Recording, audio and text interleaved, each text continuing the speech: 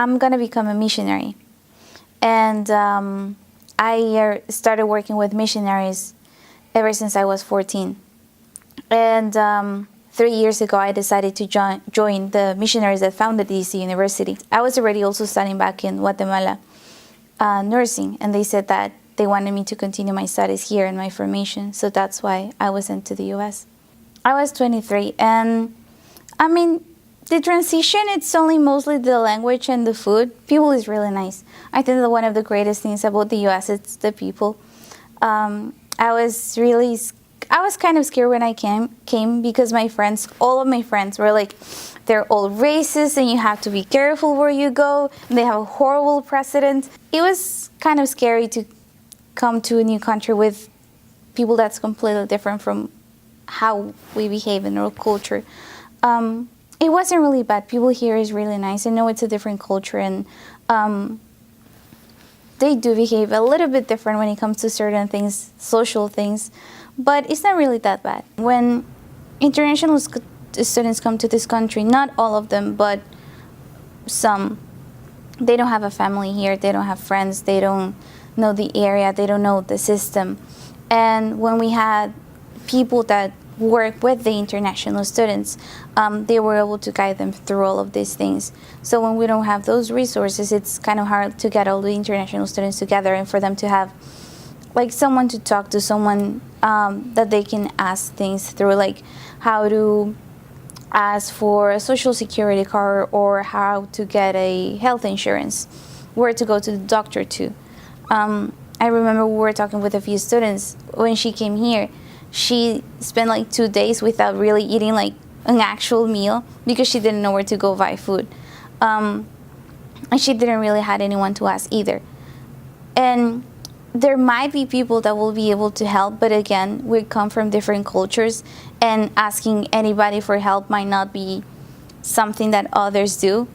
I kind of put myself in the students', shoes, where if I was an American going to, school in Bulgaria, which is going to be obviously, all Greek to me, I'd want to make sure that if I needed someone, that they were there. Transitioning a little bit for the first, few months, but people take advantage of it throughout any time. They can call my cell phone anytime they have a question or a concern. They can actually call us up if they need a ride, just to pick up, personal items at the store. We keep in touch with the students about any type of new visa regulations. We make sure before they travel abroad, if they are going to during a break, to make sure the visa's up to date. So just really doing that and just checking in, making sure they're talking to their advisors, everything that they're doing, as far from an academic standpoint, to make sure that, that it's, the week or two before finals and, they're not quite sure what to do, to take advantage of all the resources that we have.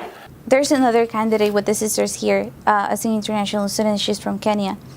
And we wanted to go home for the holidays, just to spend a little bit time with our families. With the visa we have, we are allowed to go out of the country like 2 weeks, every 6 months, I think. Once we have permission, someone will sign in, we can go out outside the country and come back without any problem. But because of the current political situation, we were told that the best thing will be not to go out of the country, because they cannot really assure that they will let us back in, even though we have a visa and even though we're not doing anything wrong. Like, they cannot really assure us that we will be back to the university. And I think that I've been listening to a lot of stories of how students from outside are trying to request for visas and they're just denied.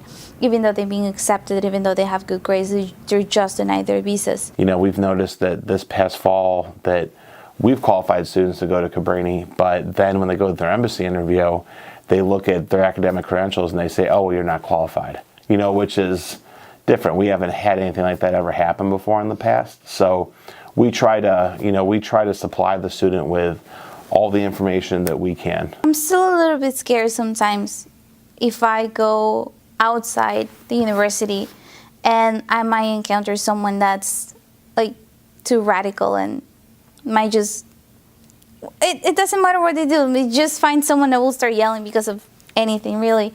But I don't think that will ever scare me from doing what I'm doing, because I know what I'm doing. It's for the future and for the missions that I hopefully will be able to continue on.